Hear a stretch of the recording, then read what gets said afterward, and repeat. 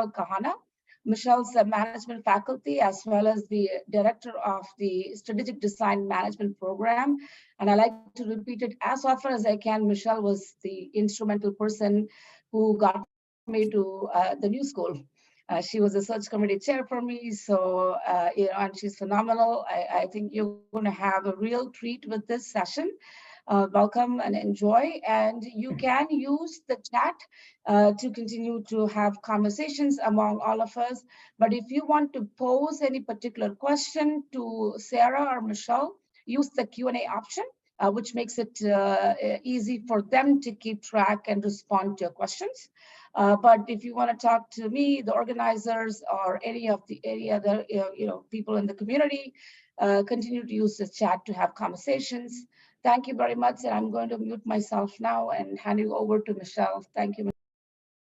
Thank you, Latha, and thank you for doing what you do. And for over this several years now, this conference has been an important place for really extending ideas and understandings about management and social justice, which is so essential. I'm so pleased to be here with Sara.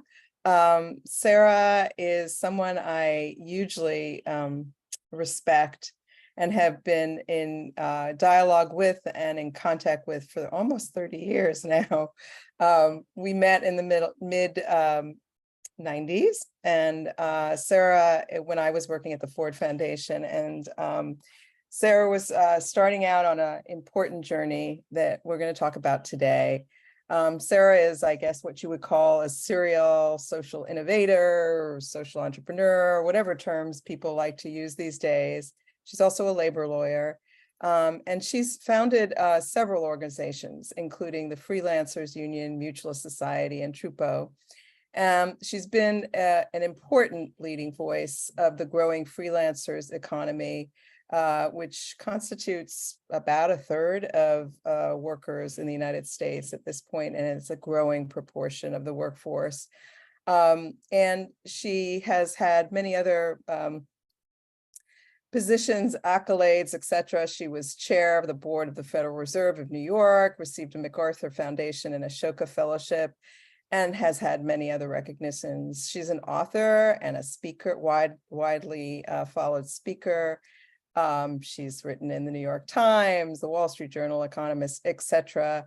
And she has recently, her most recent book, which was published in 2021, is called Mutualism, Building the Next Economy from the Ground Up. So thank you so much, Sara, for being here. And we're going to get started. Great. Total pleasure. Thank you, Michelle. Glad to be here. Glad to be talking about all this stuff. And Sara, thank you for being here. So your work, as you describe in your amazing book, which I loved reading. By the way, I also love the fact that, in the first chapter, you talk about, the history and why this has been important to you, and and you refer to the cooperatives in the Lower East Side of Manhattan, which is where I grew up. And so it really connected me to this incredible history of unions and labor organizing in this country in an important way, and to you. So let's start by just talking a little bit about what you mean by what is meant by mutualism from your perspective, and how is it different than the reigning organizational models and practices of today? Okay, so we'll start with a big question. So let me just start with, to just give some definition to this, and then we can really start to think about, in a more granular way, how this is something that people see in their everyday lives. So if you think about mutualism, there's really three principles that underlie it. One is that there's a solidaristic community. So what does that mean? It means that there's a group of people who come together because they share an interest or an identity or a neighborhood, but there's something that is a boundary around this relationship. The second is that there's an economic mechanism, and this is really important, and I think the one that often gets lost. An economic mechanism can be dues or services, it can be bartering or alternative currency, but there's some kind of exchange between peers, and that one's really important. And the third is that there's a long-term time horizon, so it's not like we're going to have a quick return, we're going to leave the community. It's the return, any kind of revenue from the economic model is recycled, and it has a longer term time horizon. And so it's really important, because once you start working with these three principles, you can start to analyze for yourself, like, is this mutualistic or is it not? And the reason why I think it's so different is a number of reasons, and then we can jump into more discussion, is that the whole premise of our country, our economy in the US and often globally, is a kind of rate of return that's the norm. We look at GDP, we look at these kinds of analysis that measure how an institution can generate profit. Mutualism asks a very different question. It says, how do you build local communities from the ground up? And the operating principle starts with local groups and people coming together to solve their own problems. And this isn't a new idea. Mutualism in different forms has been around for a very long time. Can you just tell us a little bit more about the history and the evolution?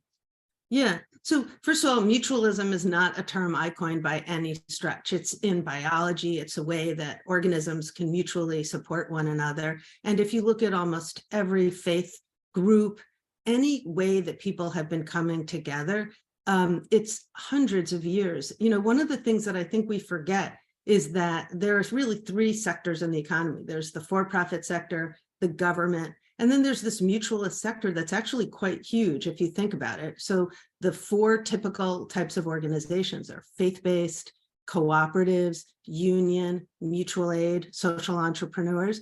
And if you look at union pension funds, agricultural cooperatives, and the holdings of literally the real estate of the Catholic Church and other faith communities, it's $1 trillion industry. It is hiding in plain sight.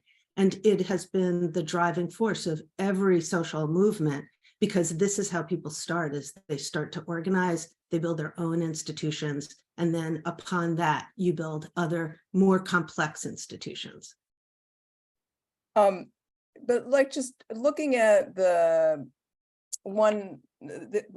unions and co-ops for a moment, because they've really evolved over time based on economic conditions. It's just interesting to sort of really look at how they've changed based on the economic and societal conditions and norms in our society, whether it be related to technology, et cetera, et cetera. Yeah, you know, let me just say this. I think it would be great, if you don't mind, if I gave kind of an example of a mutualist organization, and then we cut to the present. So we could go from the history to the present, but what we could start to look at is the Clothing Workers Union in the 1920s, started by organizing garment workers. Then there was collective bargaining, and out of that revenue, the unions started to build union housing, which is what you and I both know on the Lower East Side, amalgamated bank, amalgamated insurance company, and it was like a whole network of organization. And it had a very different operating system. It said the garment workers and their families and their communities actually have the best knowledge about what they need to be building. And so they then started to build this up, and government supported them in many, many ways, with tax credits, actual revenue, laws, and regulations. Something that started to happen in the 1930s is we needed the New Deal, which was wonderful, but we started to think that the answers were all going to come from government, and we stopped building these types of institutions. And that really has led to a crisis of civic infrastructure that's very rooted in local communities. And mutualism is the plan to build that back.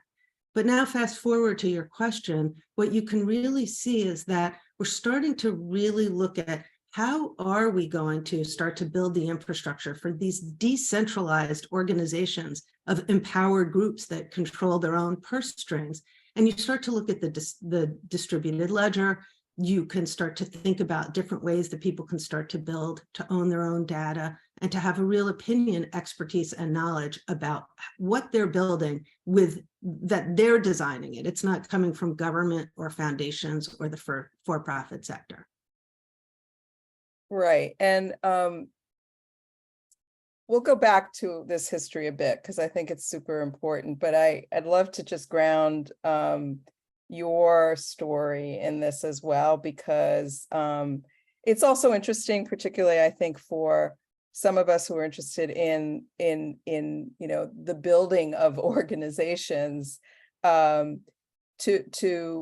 really understand where the motivation, the inspiration of people like yourself and those you've worked with came from. So tell us a little bit about your story and how it's influenced your interest here. Yeah, happy to. And I would just love to say that as I'm saying my story, like I really would love it if people were thinking about their own stories, because they're really, sometimes I think we've forgotten that we actually know a lot from our own experience around mutualism, because it's not, there's no beat at the New York Times on mutualism.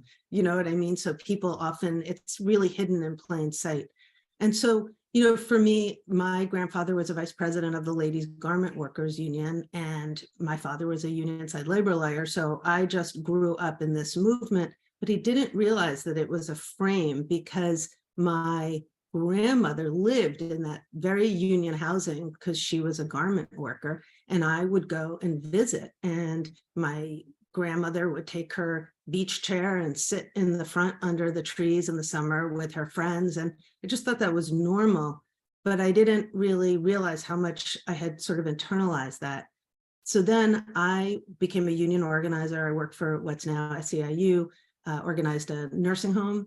I was a dietary aide after college. And in starting to organize, I started to realize that this new group of people who were independent contractors, I had become a labor lawyer. My law firm made me an independent contractor. So it really got me thinking, both personally and sort of politically, like, how do we organize this new workforce? And so I started to organize freelancers into the freelancers union, but really started to take the model of the garment workers of the 1920s to say, wait a minute, what we need to do is start to build the base, the community, number one, the solidaristic community of freelancers. We need an economic mechanism. So we provided health insurance and other benefits and services, and freelancers union still exists today. And we had a long-term time horizon. And so that is what got me thinking about how do we start to take these principles, and which are not unique. They come really right out of the Rochdale principles, from cooperatives, from the structures of unions. But now, as I've started to build out the Mutualist Society, what I'm trying to do with many, many practitioners and other unions and cooperatives and new labor groups is to start to think about, what do we need in order to organize, and how do we do it? So I've really been paying very close attention to changes in technology and infrastructure to really start to learn what the structures are going to be, because that actually really matters. So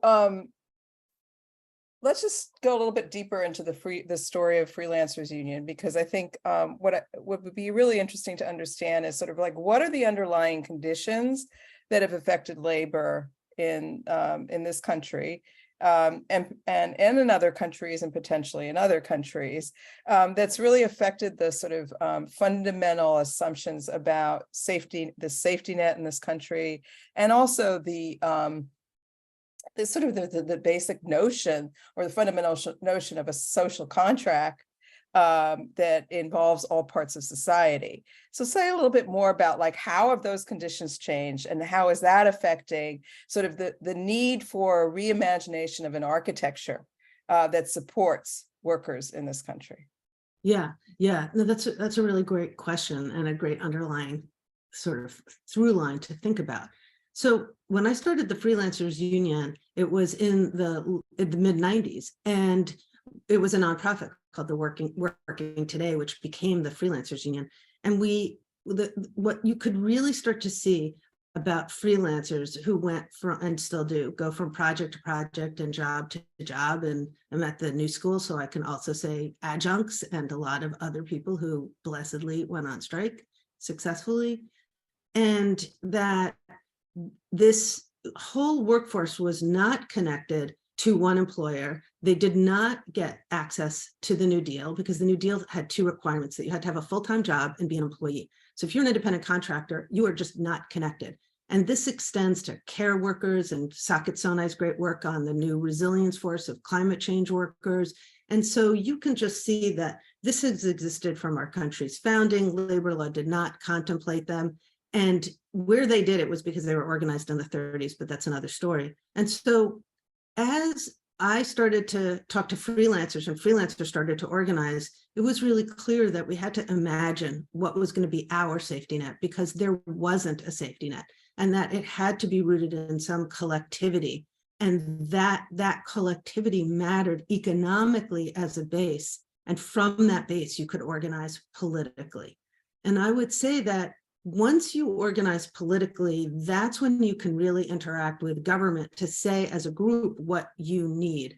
But what I think has happened is, in some ways, in a good way, we've been really protecting the traditional workforce and really focusing on that. But in other ways, we have so much work to do, because now with AI and all sorts of changes that are afoot, we actually have not gone very far in really thinking about what the next safety net is going to be for this part of the workforce that isn't connected. And what I would really say very strongly is that we cannot make the mistake that we did in the 20s, where we sort of abdicated labor and cooperatives. We need to have a government that has metrics for how many cooperatives have been created, how many unions have grown, what's happening to wage inequality.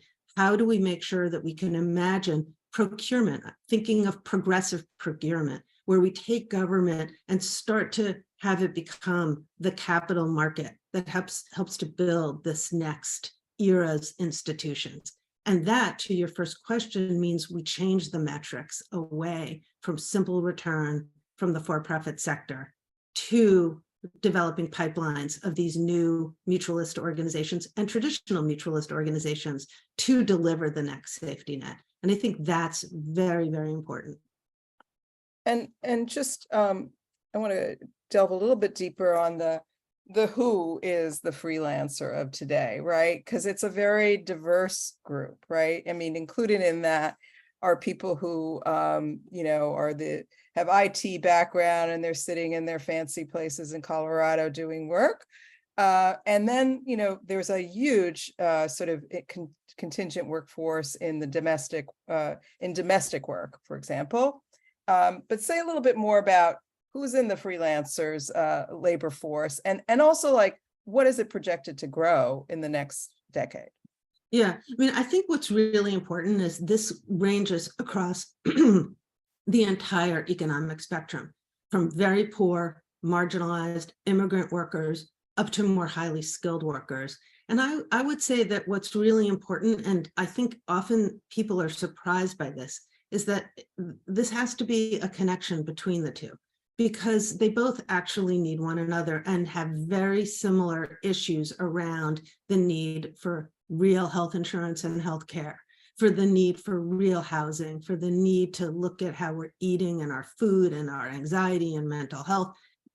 This is a group that is just not rooted in one employer, which is how we root the safety net.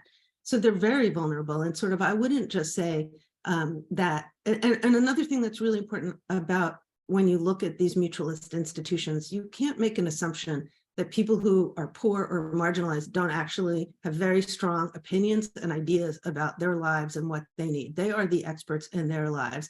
And the same is true about not assuming that highly skilled workers are living cushy lives, because they are completely a few paychecks away from bankruptcy as well.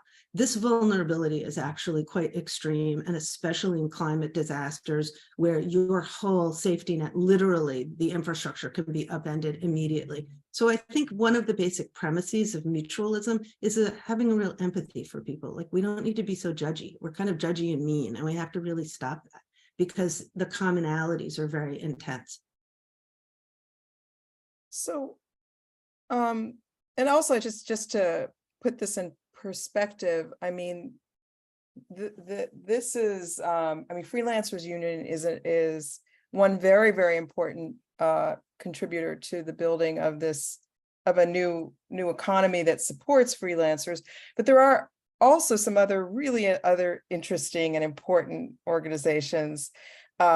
that are kind of walking side by side with you, for example, at you and Freelancers Union and others. So, for example, the National Domestic Workers Alliance, et cetera. And so I wonder if you could speak about that and that constellation, but also this sort of dynamic between like building both political and economic power, because the unions in, the 20th century, particularly were powerful, a mechanism for not just economic power, but also political power. Yeah, and I think like what's really important is to say that this workforce, that's not the traditional workforce who doesn't work for one employer full time, has new institutions that, and they're not so new anymore, 20 and 30 years. So the domestic workers, coworker.org, the Resilience Force, Green Workers Alliance, that you're actually seeing a whole new era, an explosion really of these new kinds of groups that really are recognizing that they can't organize in a workplace because that workplace doesn't exist. But you really are seeing like the transformation of care in the Biden administration's agenda, thanks in large part to iGenPoo and the domestic workers. And ditto, when you look regionally around New Orleans and other places, the Resilience Force has done tremendous work. And so, and globally, I think we look for our inspiration in the Italian cooperative movement of Emilia Romagna, and the Madrigal movement in the Basque region in Spain, and the Desjardins movement in Quebec. But if you go to any place, if you go to the continent of Africa, you go to India, Latin America, globally, you actually see that this base already exists. And that, I think, is what is so powerful. Sometimes I say to myself, like, this stuff is so fantastic. Like, why isn't there a beat on this in journalism? Why is it that we're not looking at this? And I think one of the biggest problems is we've gotten a real lack of clarity, almost a confusion about this third sector. We know government, we know the for-profit sector, but we're like, is it a B Corp? Is it an impact investing vehicle? And those are wonderful things, but they're not in this sector. And I think we have to start to have a frame and an understanding, because then it lets us say, we need a capital market. We need a new procurement system. We need new zoning laws. We need a whole new regulatory system that starts to give this group an ability to grow. And we've always seen that in every social movement. That's what happens. So this is about building up the next social movement. And the groups are starting to galvanize and come together. And it's really emergent. So let's move in the direction of thinking about scale and how this could grow or is growing. First of all, let's just talk about, you already referenced a number of examples of where mutualism has flourished. Where's the energy now? Where are you seeing the kind of ecosystem of organizations? And also just describe what that looks like. Like, where is this being done in a way that makes it like almost the central part of the way an economy is being created? Well, I just happened to look down and saw Rashid made this interesting comment, and I completely agree. So I really want to start with saying, when we say scale, let's really talk about biodiverse scale and not this kind of big box store uniformity, because that's another part of this, like getting clarity. Like, why are we taking these ideas of impact that have come to mean this idea that you get one good idea, you take that idea, you find out, you strip it of everything other than the essence of what can be the most profitable, and then you run it through the rest of the country. And we have all seen, especially living in New York, like some of our favorite restaurants that were like, this is so great. And then the next thing you know, it became a chain and you're like, I don't even know what this is anymore. That's just an example. But what we have to start to think about is what I call biodiverse scale. And that the scaling isn't going to be because we have one or two really big things, but that we actually have many, many, many that are starting to connect. Rashid used the term interoperability. And I think what we need to be thinking about is how do we start to stitch these together? We're quilting, we're bringing many, many things together. And that I think is really where this is going. And so you asked about where is the energy for this? I would say we have this funny moment where we kind of have these traditional mutualist institutions that really have a wonderful history. And then we have emergent groups, especially around thinking about new technologies. I think the decentralized autonomous organizations are too early, but I think there's something really interesting in them, and thinking about voting systems and removing the financial piece of this, but more helping to galvanize us to look at people's time contributions and effort contributions, so that we then can attach voting rights and decision-making rights, and starting to think about how we use them for barter and alternative currency. But these two, our task is how we're bridging them. And I often have an image of like literally a nice table outside on the grass with a bunch of seats and chairs that don't necessarily match one another. So not, like not Bed Bath and Beyond, but really the chairs maybe you find on the street that are still nice. And then you bring the people around the table who have some sense of the 360, because nobody knows the 360 yet. And so it really is this cross-pollination, which is why we have to start being kinder to each other, because nobody has the answers here. We're just trying to get the right people and groups and institutions. And that's what's happening in 2023 and likely 2024, is we're seeing a lot of cross-pollination going on, of one generation to the next generation, and in these communities themselves. Can you give me some examples of that so we can see it a little better?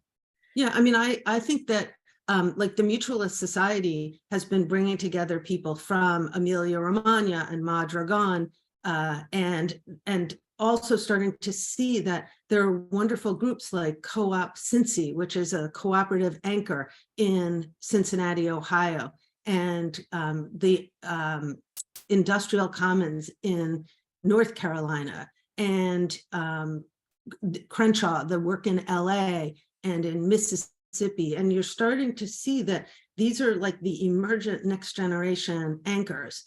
And then I'd say not in the United States, but really internationally is where you see the most interesting work around using technology in Brazil and Argentina and Africa. Less so the United States.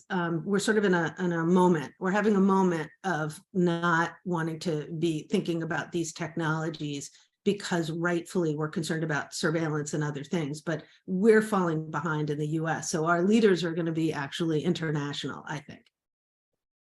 So since you're on the topic of technology, I do want to just acknowledge that at the New School, there's an Institute for Platform Co-ops. Trevor Schultz has founded that and has been leading that out. And it would be interesting, I think, just to talk a little bit more about platform co-ops and their emergence and the importance of them as in this economy. Yeah, it's really interesting. But, Trevor and Nathan Schneider really were the pioneers in building platform cooperativism, and Freelancers Union was one of the first, probably the first sponsor of their first 3 conferences. So it's funny how we were all really looking at these things. And I think that the platform cooperativism, I think, has been very important to the point of how groups are gathering, cross-pollinating, and learning from one another, and really seeing that this is global. And I think that's really important. You're also seeing different groups looking at quadratic voting systems and starting to think about how do we start to get representation of people locally much more than we have been. So, I think 2023 to me is really where the seeds are coming up through the soil, and we're starting to see them. We're seeing who's sort of been around longer. It's new. It's a new field on the new side. And I think the people on the more who've been around, their organizations have been around for 75 years, they're really open to trying to understand how to bridge. And I think that has a lot to do with, issues around racial equity and climate change, and starting to really realize that we have to be much more open about our strategy and orientation. So I just wanted to touch upon a few of the areas that I think you think a lot about in terms of what are the levers that need to be focused on in order to evolve this sector of mutualism, and that includes things like distributed ledger technology, innovative finance, and policy in certain ways. And we don't have that much more time to cover each one of them, but they're important. And I know, let's just talk a little bit about innovative finance for a moment, perhaps, which is, or whatever you want to call it, money, funding, financing, traditional unions had dues, right? And some of these new freelance-oriented structures, whether they're platform co-ops or otherwise, need to have different kinds of funding streams, which are so critical for sustainability.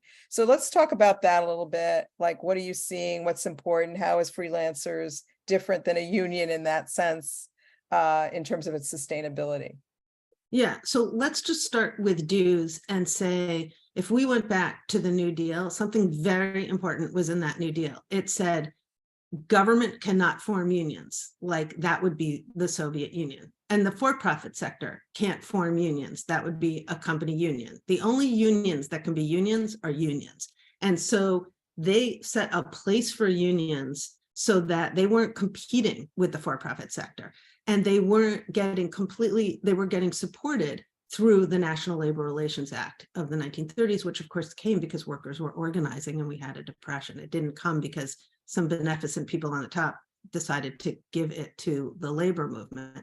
So here, I think we have to take that inspiration and say, we literally, let's just full stop. We don't have a capital market for the mutualist society. Any group that has made it has had to be a gold medalist at the Olympics to get where they are. It is really hard. Whereas if you're starting a for-profit company, you can be average, right? You can be average because there's a lot there. I'm not saying that you wouldn't necessarily succeed, but let's just be clear. There's no place to go for the kind of capital that says, here's seed capital to start building your local community.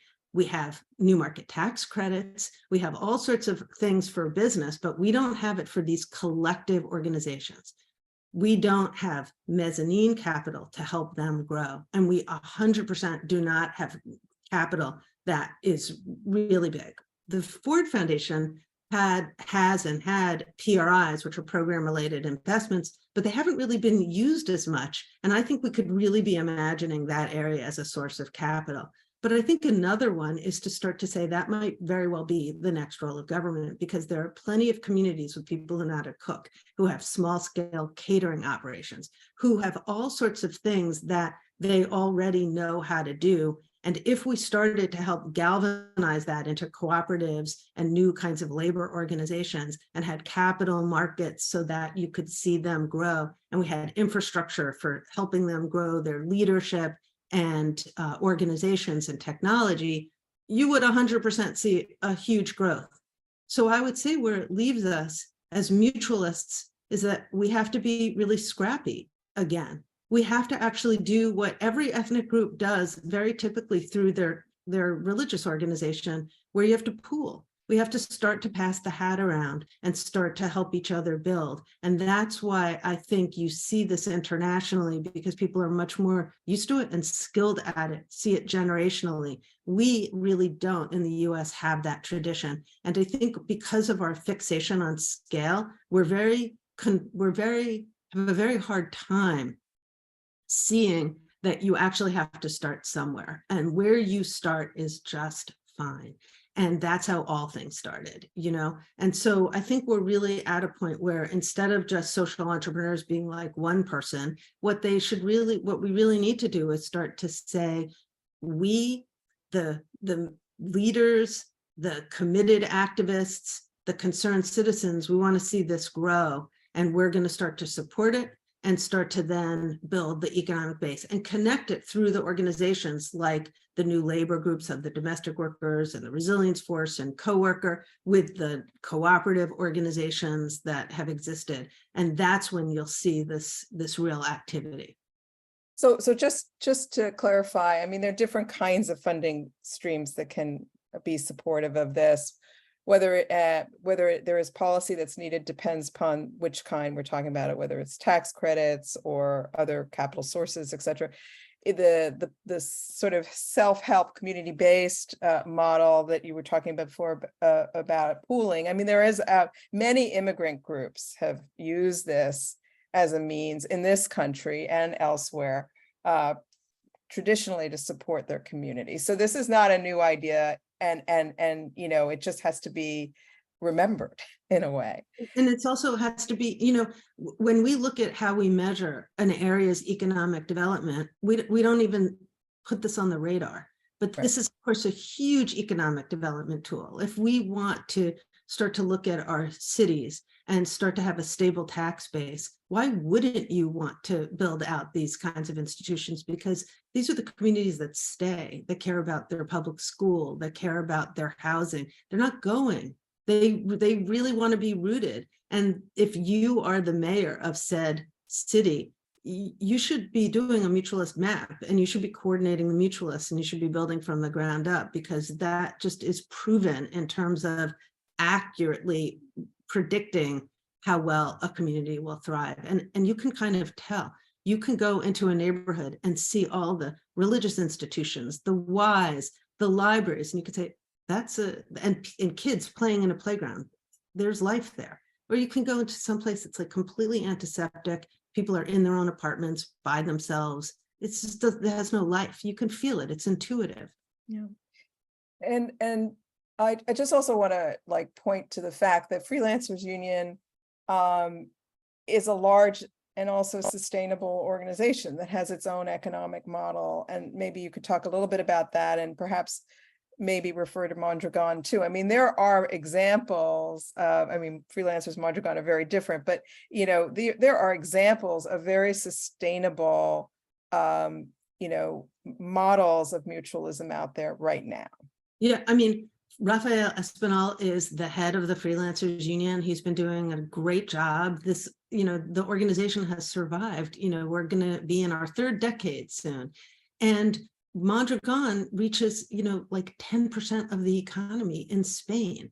If you go to Emilia-Romagna, it's such a huge part of their economy. If you go to this little area called Imola, which I'm probably mispronouncing, it's 67% of the workers. Like, these are not quaint and cute and charming. They're actually huge. And if you look at the lending circles and tontines and the ethnic groups, how much people have started different businesses through the pooling. If you actually look at, less sympathetic argument, the football players owners association is mutualist. They have to coordinate how they're running their, and I don't watch football, but you could just imagine and see that this is a way that people get things done. It's not because it's ideological. We all believe in it. It's that if we want to start to have an earth and a world that we want to live in, if we want to avoid tribalism, the opposite of tribalism is mutualism. It's the ability of people to come together and to be connected to their other networks. And that's what's the promise of it. Well, actually, when you bring that question up, it begs the question of recognition that we're living in incredibly divisive times. And, it feels like before any of this can happen, that culture shift and mindset shifts are essential. And I wonder if you could just speak to that, and perhaps even just like, who are you seeing doing some interesting work in that area? Yeah, well, I would say, the way I I think is helpful is we have to leave the culture of critique to enter the culture of building. We have to start to become builders. And at Ashoka, they talk about it as everyone a change maker. Everybody has a contribution to make. So let's find that contribution and recognize that people have smarts and talents and an understanding of what they want. But if we start from a premise of like, what's wrong with that, which I think we've all been kind of trained in, that doesn't help us to build these next institutions, which isn't to say you shouldn't have critical thinking. It's that overdrive, that it's our first impulse. And actually, once we start to think about the things we need, then we start to find out who else has that need, and how do we build upon that. That's how we saw the explosion of mutual aid organizations in COVID, because people needed to take care and get their neighbors prescriptions and take care of pets and get people housed and food. So it's that. And I think that's really important. So I think that it's really a change in ourselves. It's, you know, it's Gramscian in that way, that you just have to start to look at the culture, because that is what creates the fertile soil upon which we can grow. This is exactly the question that I'm working on right now in a new initiative called Care Lab at the university. And so I look forward to you and others being involved in that. Latha has already invited people to the Q&A. We only have a little time left. Sara has indicated that she's very open to just staying for a little bit longer to answer any questions. So if you could go to the Q&A, if you have questions, please go there.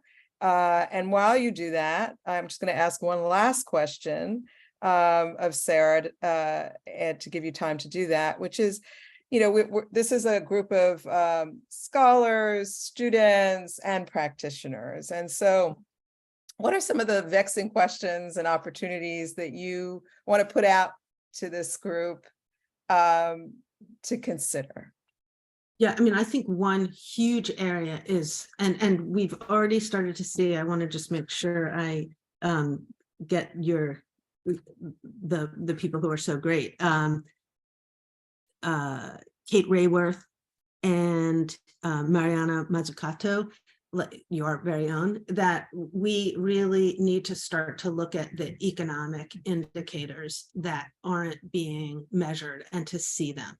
And I think that that's very wide ranging. My suspicion is there's tons of data sets that have done this, but nobody has actually started to do it, or if they have, we should recognize them and look at that more, because I'm sure there are some really wonderful people. And also, I think, great tribute to Eleanor Ostrom, who to me is the economics rock star of the century, and probably needs a lot more recognition for her work is completely foundational.